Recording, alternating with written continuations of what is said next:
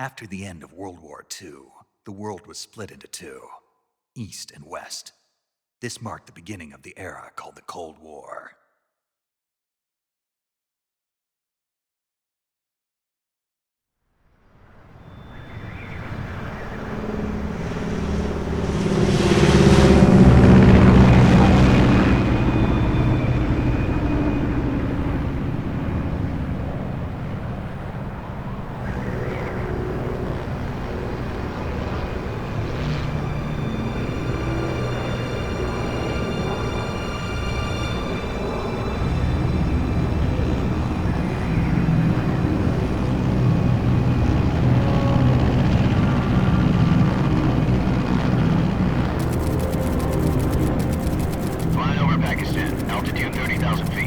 Approaching Soviet airspace. 20 minutes to drop off. Commencing internal depressurization. Equipment check. Arm main parachute. All right. You ready to go? Drop zone still showing a high pressure mass. Cav okay. Good. We've got high visibility.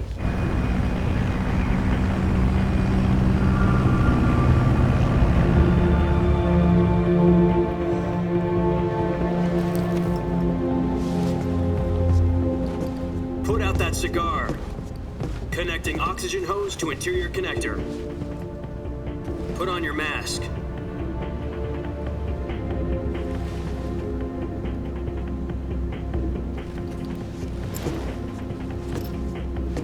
Does this panty waste know what he's doing? Approaching release point. 10 minutes to drop off. Hey, are you deaf? He said put out the cigar and put on your mask.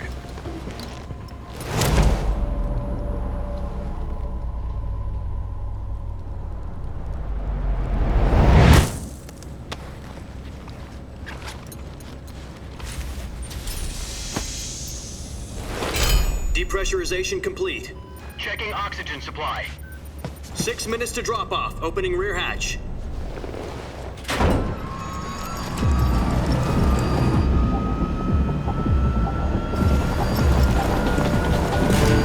Sunrise.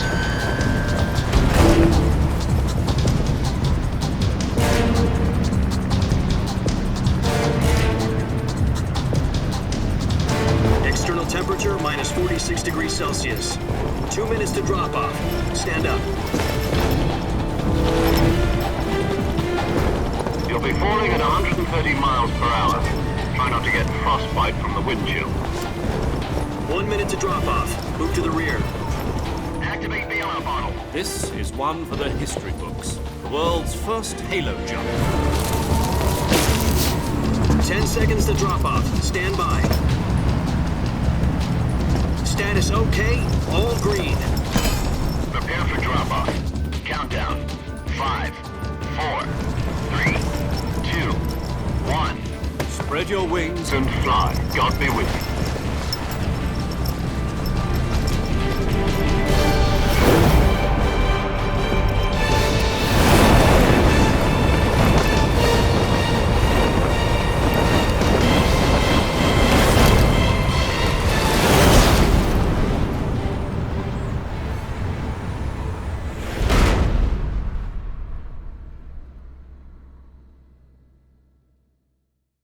Jack, I've got some important news. The head of the CIA has finally given us the green light for the virtuous mission. Virtual mission? No, the virtuous mission. The future of our Fox unit depends on it. If it succeeds, we'll be officially organized into a unit. Virtuous mission? Sounds like some kind of initiation ritual. You know, don't get cocky. This isn't a training op. Right. So what exactly is this wonderful mission? Well, about 2 years ago, a certain Soviet scientist requested asylum in the West through one of our moles. His name is Nikolai Stepanovich Sokolov. He's head of the OKB-754 Design Bureau, one of the Soviets' top-secret weapon research facilities, and the East's foremost expert on weapons development. Sokolov? Isn't he that famous rocket scientist? The very same. On April the 12th, 1961, the Soviets achieved the first manned spaceflight in history. The Earth was blue, but there was no God. Well spoken. The rocket that carried Yuri Gagarin to orbit was the A-1, known as the Vostok rocket. Sokolov is said to be the man most responsible for the multi-engine cluster used in that rocket. After Gagarin's flight, Sokolov left rocket development to become the head of the newly established Design Bureau. From a lowly technician to head of a design bureau, that's quite a success story, so why do you want to defect? It seems he'd become afraid of his own creations. Afraid? Call it a crisis of conscience. And for that, he left his country and his family behind and went over the fence? Not exactly. One of his conditions was that his family was also to be taken safely to the west. We used a mole to get the family out first and succeeded in sneaking Sokolov over the Berlin Wall shortly afterwards. I was the one who conducted the operation. The security on the eastern side was still full of holes back then. Then what? We got Sokolov over in one piece, but the whole ordeal had left him exhausted, and we checked him into a hospital in West Berlin. It took him 2 weeks and more than 600 miles to get from the research facility in the Soviet Union to Berlin. He was in no condition to say anything coherent. And it was only a week later that we had something much bigger on our hands. The Cuban Missile Crisis. October the 16th, 1962, President Kennedy received word that the Soviets were in the process of deploying intermediate-range ballistic missiles in Cuba. The President demanded that the Soviets dismantle and remove the missiles. At the same time, he announced a naval blockade to prevent further missile shipments from reaching Cuba. But the Soviets didn't back down, instead placing their armed forces on secondary alert. Soviet transport ships carrying missiles continued on course towards Cuba. US and Soviet forces went on alert for an all-out nuclear war. Frantic negotiations were conducted through the UN's Emergency Security Council and unofficial channels to end the hair-trigger standoff. Finally, on October the 28th, the Soviet Union agreed to remove its missiles from Cuba, and so the world avoided a nuclear holocaust. But in order to get the Soviets to pull their missiles out, we had to make a deal. You mean the one where the US agreed to remove its IRBMs from Turkey? No. The Jupiter IRBMs deployed in Turkey were obsolete, and we were going to get rid of them anyway. They had no strategic value whatsoever to either the US or the Russians. The Turkey deal was a ruse, a cover story that was fed to the other intelligence agencies around the world. So what did the Russians really want? Sokolov. They wanted us to return Sokolov. You mean the Soviets pulled out of Cuba just to get their hands on Sokolov? That's right.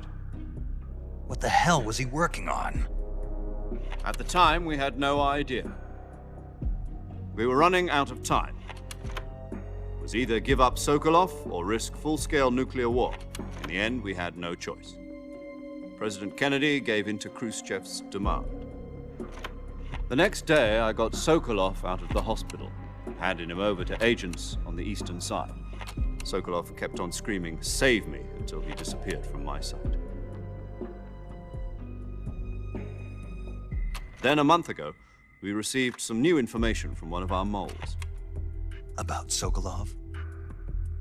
Yes. He was taken back to the research facility and forced to continue working on the weapon in question under KGB supervision. What's more, it's on the verge of completion. So what kind of weapon is it? Something to do with space rockets? No, missiles. Same technology. I guess you're right. We don't know the details, but it appears to be a new kind of nuclear device. For half a year now, the Soviets have been conducting frequent nuclear tests at Semipalatinsk. Something to do with the weapon, I assume. We're talking about a secret weapon so big that Khrushchev was ready to pull out of Cuba to get it back. Is Sokolov still in the facility?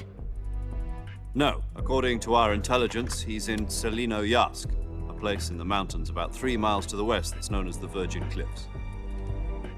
The Virgin Cliffs. Nice name for a virtuous mission. They moved him there just recently. Why? Apparently, they're conducting a field test of the weapon, but it's our best chance to get him back. This mission would never have been possible if he was still in the research facility. This is our last chance. Sokolov must have known that too when he contacted us.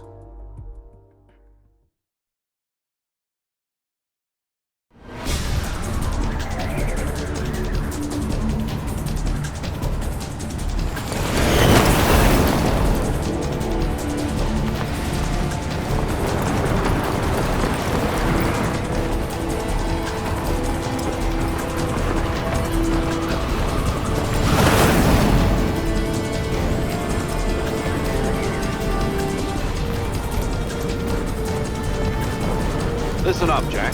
Your mission is to infiltrate Selino-Yarsk in the Soviet mountains, ensure the safety of Sokolov, and bring him back to the West.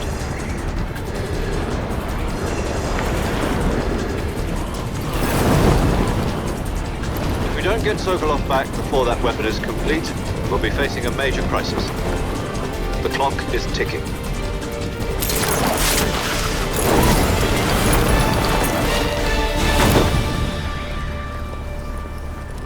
Once we've confirmed the rescue of Sokolov, stand by at the recovery point.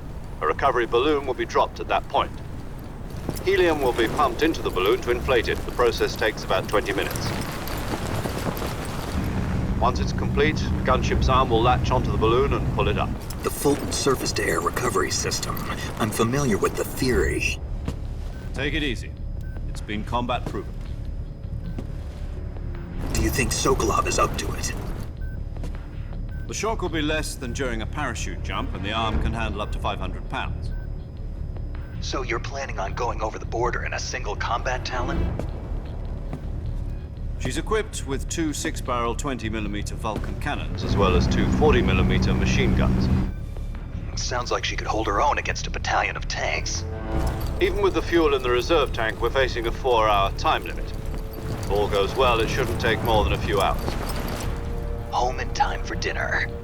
But if anything goes wrong, you'll be eating dinner, breakfast, and all the rest of your meals in the jungle.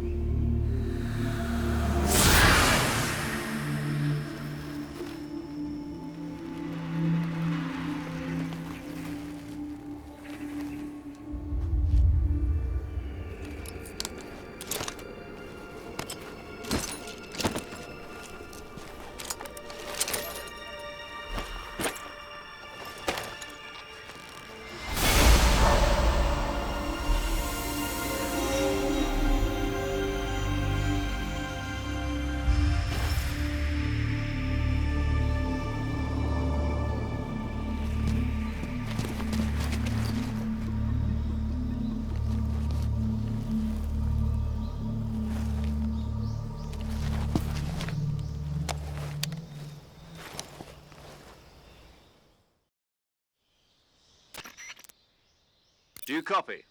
You're already in enemy territory, and somebody might be listening in. From here on out, we'll be using code names to refer to each other. Your code name for this mission will be Naked Snake. I'll be referring to you as Snake from now on. You're not to mention your real name. Snake? What, you don't like snakes? What do you mean? Well, you've eaten one before, haven't you? In survival training. I'm glad to hear that. I don't know if I'd ever order one in a restaurant, but... Be careful, you might not have a choice. What about you, Major? What should I call you? Let's see. I'll be Tom. Call me Major Tom. This will be a sneaking mission. You must not be seen by the enemy. You must leave no trace of your presence. Is that clear? This kind of infiltration is the Fox unit's speciality. In other words, weapons and equipment are procured on site. That goes for food as well. You're completely naked, just as your name implies. Great. Now I see why you asked me if I like snakes. I suppose calling me Snake was your idea of a joke, too. No, there's a good reason for that. I'll tell you later when the time is right. Gotcha. Getting back to the subject, how exactly am I supposed to feed myself? You've been issued a knife and a tranquilizer gun. Use them to hunt for food. You'll also find some medical supplies in your backpack. Yeah, about the backpack. I lost it in a tree on the way down. I see. Well, you'd better go back and get it then. You know where it is? No problem. I can see it from here. It's stuck on a branch. To climb a tree, stand in front of a tree that's covered in ivy and press the action button. I'll be monitoring your progress over the radio. We can't risk violating Soviet airspace, but I'll be in the gunship. My frequency is 140.85. I'll give you a call if I need to talk to you.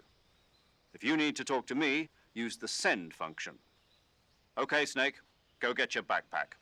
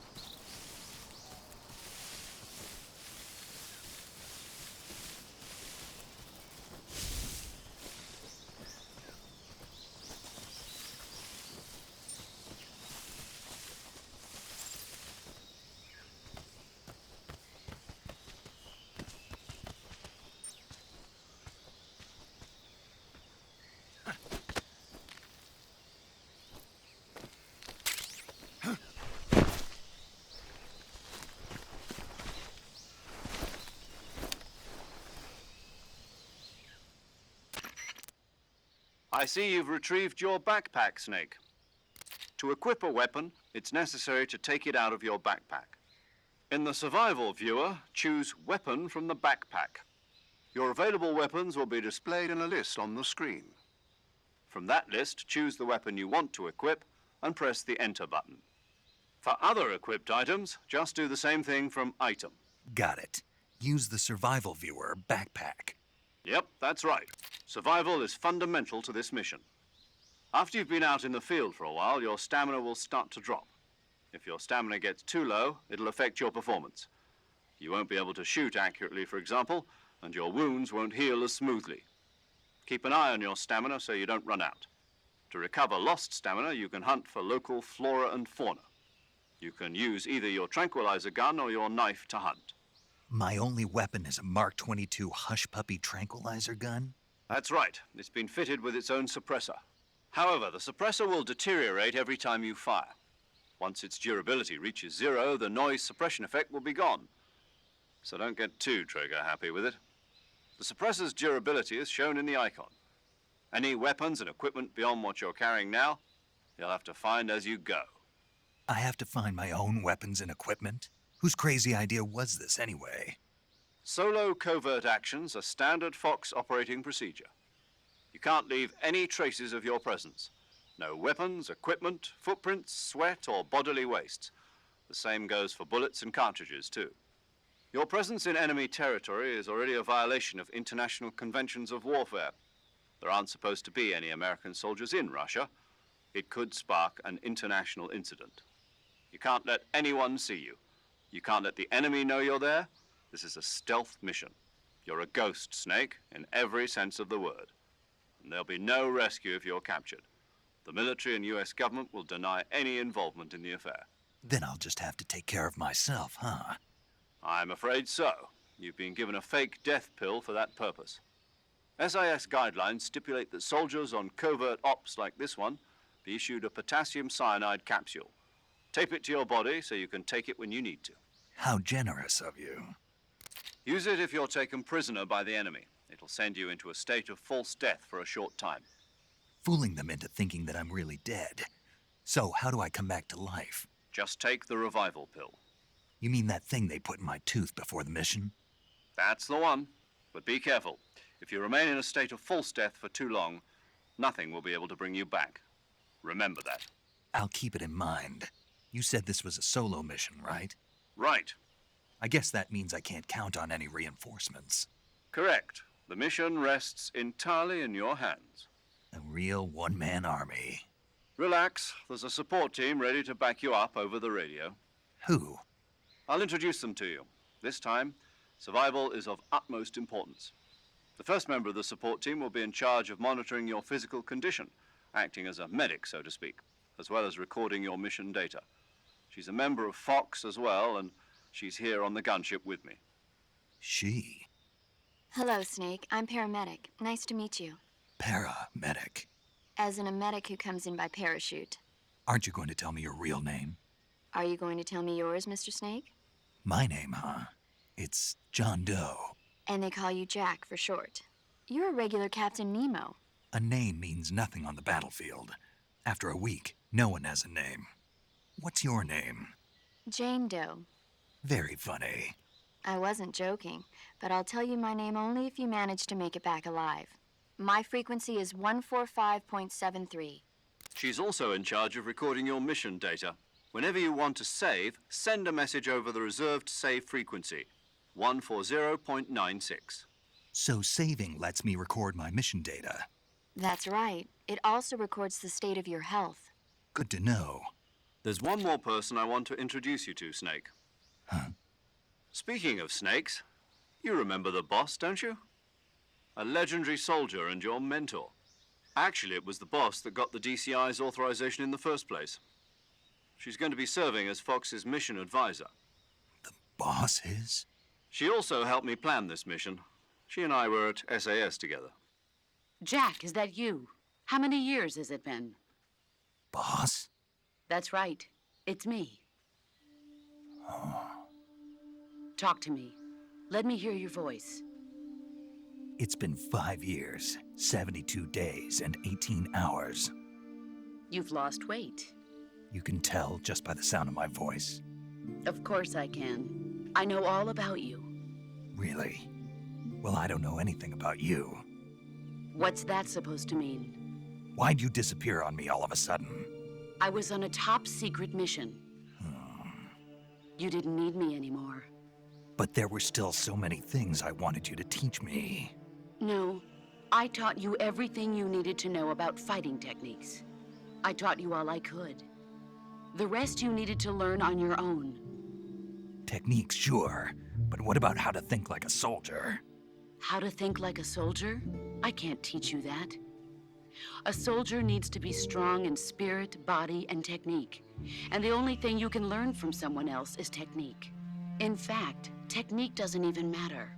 What's most important is spirit. Spirit and body are like two sides of a single coin. They're the same thing. I can't teach you how to think. You'll just have to figure it out for yourself. Listen to me, Jack. Just because soldiers are on the same side right now doesn't mean they always will be.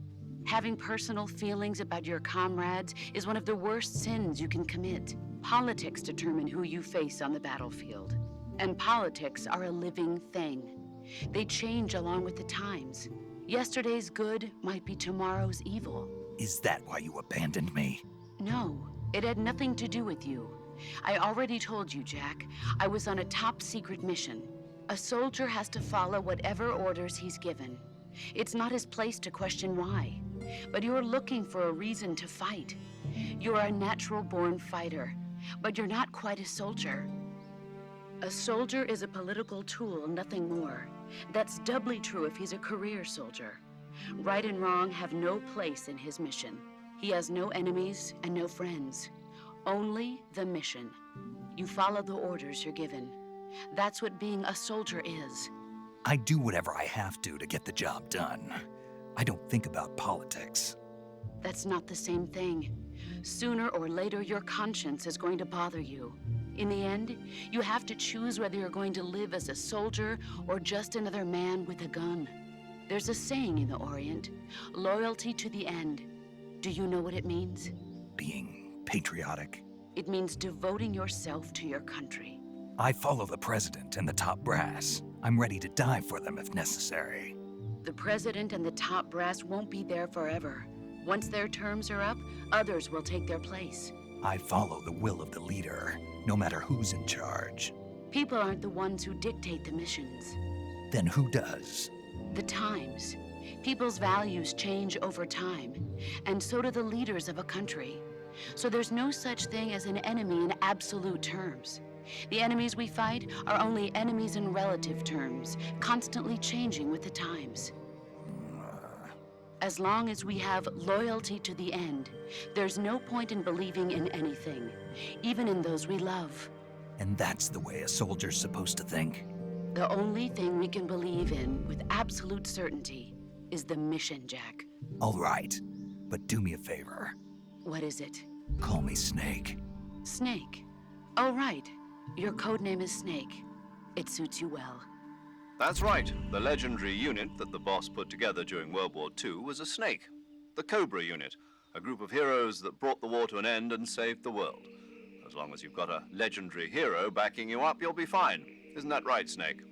Yeah, I can't think of anyone else I'd rather have with me. Oh, and one more thing, boss. Yes? It's good to hear your voice again. Same here. After all, who knows if either of us will make it out alive? Snake, you are always best at urban warfare and infiltrating buildings. But this is the jungle. Survival is going to be key. Those CQC techniques I taught you are sure to come in handy. CQC? Close quarters combat, huh? I've been in the Green Berets for the past few years. I'm probably pretty rusty. Not to worry. I'll be here to help you remember. After all, this is your first actual survival mission. I'll be supporting you over the radio. Where are you, boss? Next to the Major? The boss is communicating with us by radio from aboard a Permit-class submarine in the Arctic Ocean. My frequency is 141.80. Call me if you need my advice on battle techniques. Gotcha. Your mission is to retrieve Dr. Sokolov. Dr. Sokolov is being held in an abandoned factory located to the north of your current position. Avoid heavy combat and don't let anyone see you. Don't forget that this is a stealth mission. Snake, try to remember some of the basics of CQC.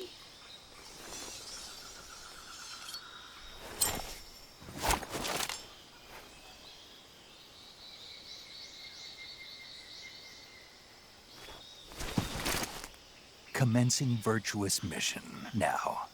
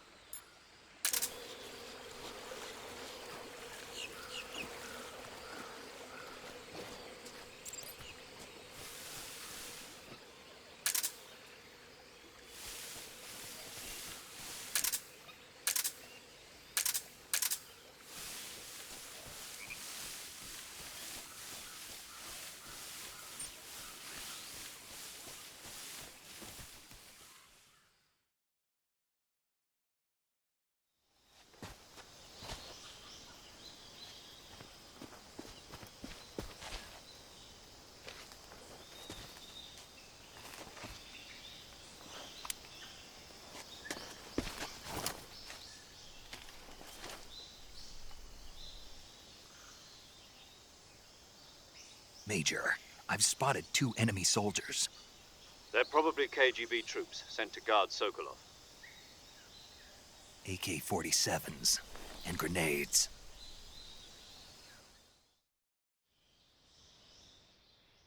Snake, your presence in Soviet territory is already a violation of international law. We can't let the Kremlin find out that the CIA and the American government are involved. Contact with the enemy is strictly prohibited. Don't engage them in battle either. This is a stealth mission.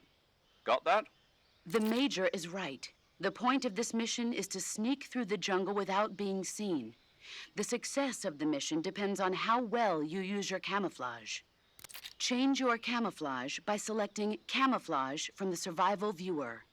The Uniform option lets you pick your uniform, while the Face option lets you change your face paint. Choosing camouflage that blends in with your surroundings will help you conceal yourself more effectively. Also, don't forget that anything that moves will stand out in the jungle. If you just stand up and run around like an idiot, you're bound to be spotted. But if you crawl instead, you should be able to sneak by without being noticed. You can see how effective your camouflage is by looking at the Camo Index. The Camo Index shows how well your current camouflage blends in with the surrounding area. The higher the value, the harder you are to spot, and vice versa. The key is to make yourself one with nature. Keep that in mind as you go along, okay?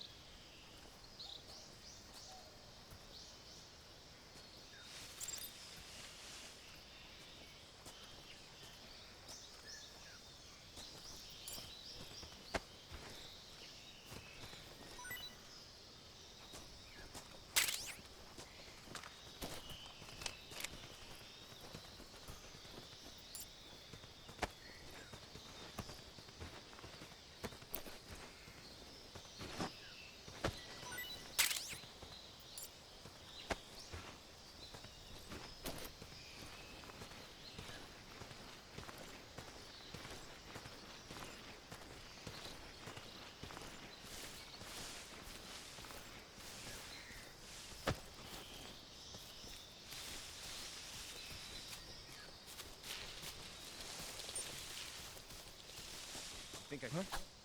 Who was that?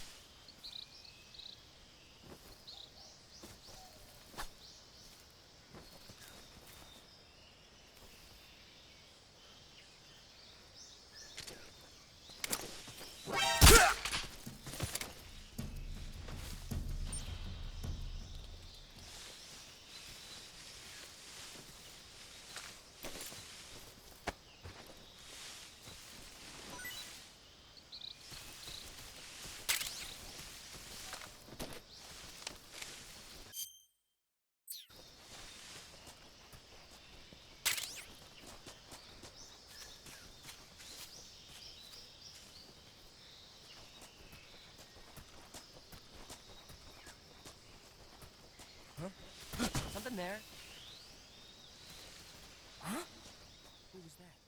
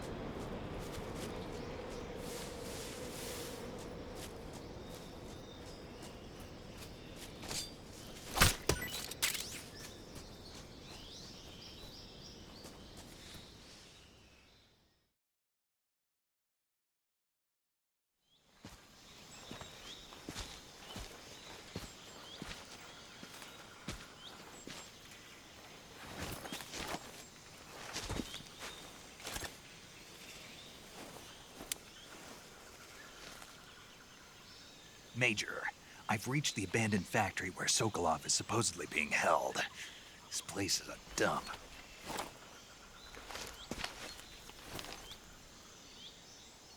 I can't see Sokolov from here.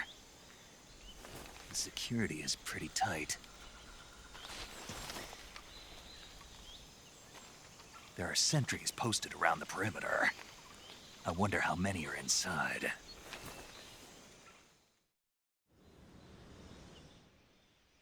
Your objective, Sokolov, is inside the factory. They should be holding him in a room in the northeast section. Northeast section.